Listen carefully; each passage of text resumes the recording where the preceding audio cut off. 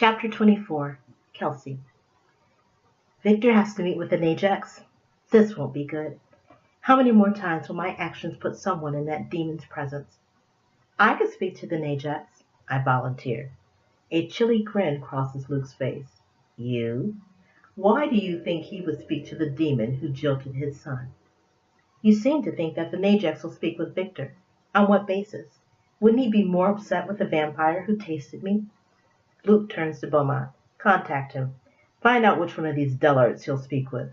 Does it matter to me which one? I just want the matter settled. The older vampire leaves the room. Luke sits across from Victor. He studies me without saying another word. It's uncomfortable, to say the least. I'd rather he torture me and get it over with. Are you sure that's what you want? Luke asks.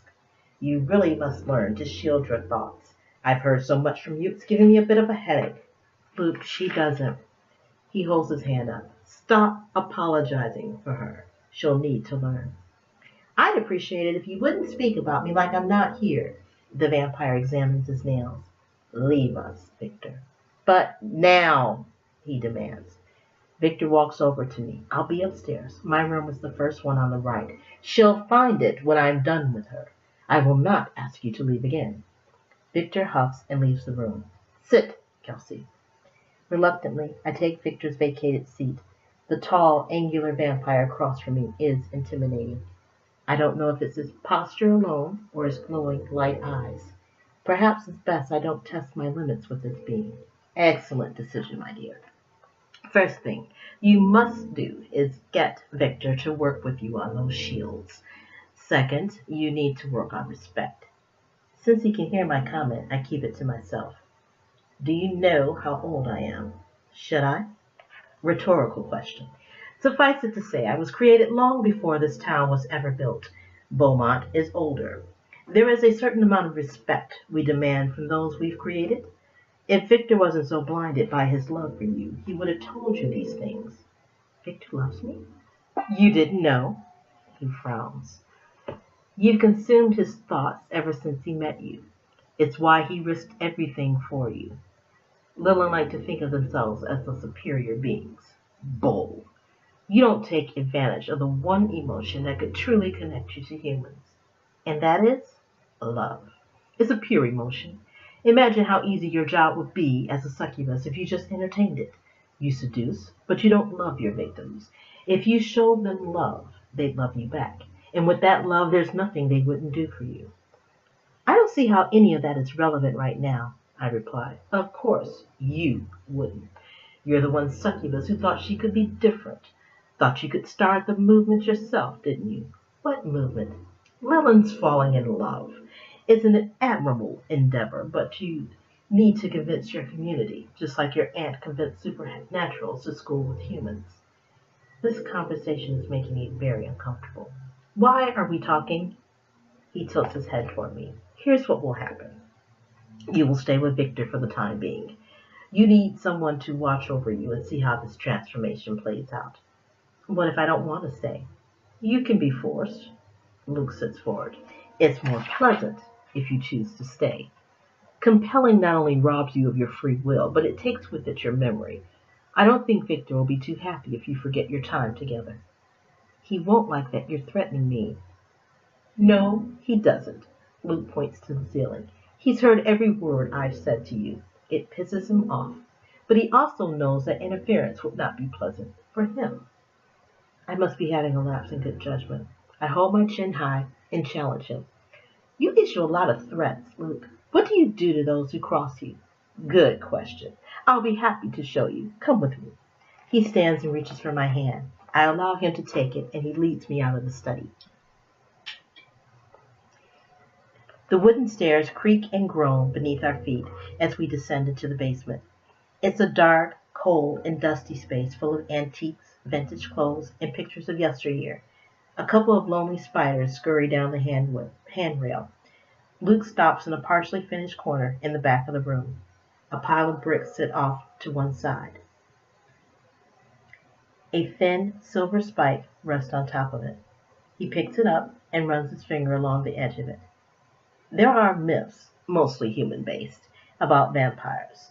The best one involves the ability to kill us by driving a wooden stake through our hearts. My chin trembles. It's a myth with a nugget of truth in it. Stakes don't kill us, but a well-placed silver spike can cause an eternity of pain. In the right position, that same spike can cause a long slumber instead until it's removed. When you wake up, it will be as if you were transformed all over again. You'll experience the same overwhelming hunger. Best of all, you'll remember why you were spiked. And the hole in the wall? That's where I like to place the body. He grins. I hate looking at someone in pain. This way I can seal them behind the wall and be done with it.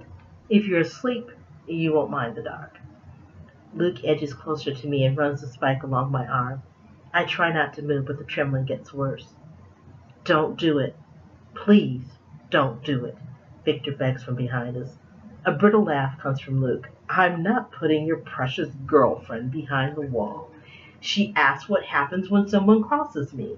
I thought a visual explanation would drive the point home. Victor comes up and grabs my hand. She gets it. She'll behave. Won't you, Kelsey? Yes. You'll have no problems with me. Good. Luke returns the spike to the pile of bricks. Victor, you'll meet with an Ajax, and then I'll call a council meeting.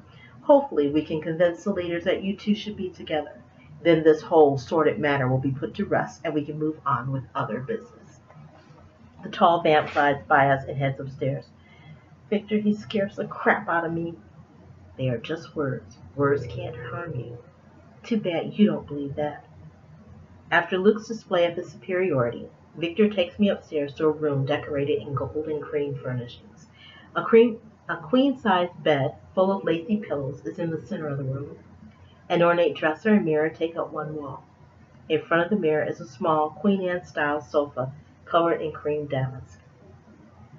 Time to answer some questions for you, Victor says and gestures to the sofa. Has Luke ever used a spike on you? He shakes his head and sits beside me. He's never even threatened me with it. I've never been behind the wall either. So, his threats are reserved for me? You did a great job riling him up. He reaches for my hand. Come on, let's change the subject. I know you have other questions. Okay, will I be able to go outside during the day? Ordinarily, the answer would be no. But Luke was created by one of the first vampires. There's something about their blood that doesn't restrict them to the night. I don't know what it is, but you now have that blood flowing through you. So, I'm protected? We'll have to find out. I sigh. Next question. What am I? Vampire? Succubus? I don't have an answer for you. I saw your fangs. They aren't as long as regular vampires. You drink blood without a problem, though. There's a chance you may still be succubus. How can I be both? There's a being called a dhampir. It's the offspring of a vampire and a human. It retains a lot of its human traits along with vampire ones. Think of it as a hybrid. You could be something like a dhampir. You'd have traits of both a succubus and a vampire. So some things that affect vampires might not bother me? Exactly. What about this shield that Luke mentioned? I'll teach you. It's a strategy to hide your thoughts from others. As long as you're near anyone from the coven, your thoughts can be heard. It takes practice, but I'm sure you'll learn it. I stand up and pace the floor. There's so much to learn about this life. Yes, it's a lot to learn, but why are you comparing it to being a succubus? I stop in front of him. I've never told you how cursed I feel being a succubus. You feel like a freak. I understand that. When I became a teenager and my powers first appeared, I wanted what I saw with humans. They dated and fell in love. I saw pictures of women in beautiful white dresses with gorgeous flowers. Weddings? Yes, I wanted that. I have a hard enough time being a succubus. How am I supposed to deal with this? One day at a time is the only way. His brow wrinkles. Can I ask you something? I face Victor. You know, reading each other's thoughts makes conversation a little weird. True, but you'll adapt. Continue. Okay, you want to know why I'm so fascinated with humans. I flopped down on the sofa. Blame it on my Aunt Lilith. She filled my head with stories about living with humans undetected. It sounded fun and exciting, something I wanted to try. Then she latched on to the idea of inclusion, that Supernatural should go to school with humans. I pulled my hair away from my face and closed my eyes for a second. Where was I? Oh, it was something else I wanted to do. So, I've been around humans ever since I was a little kid. You might say I don't know any better. I guess that makes sense. Victor, tell me more about what Luke said. He asked. About my feelings for you? Is it true? Are you in love with me? I will never lie to you, Kelsey. I'm not sure how I feel about you.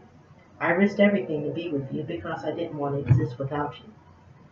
Why do you call it existing instead of living? Life is for those who are alive. I'm undead. I only mimic life. Is it because you have no soul, or is it because you can't die? Both. Nathan seems to believe, however, that I'm still retaining some of my soul.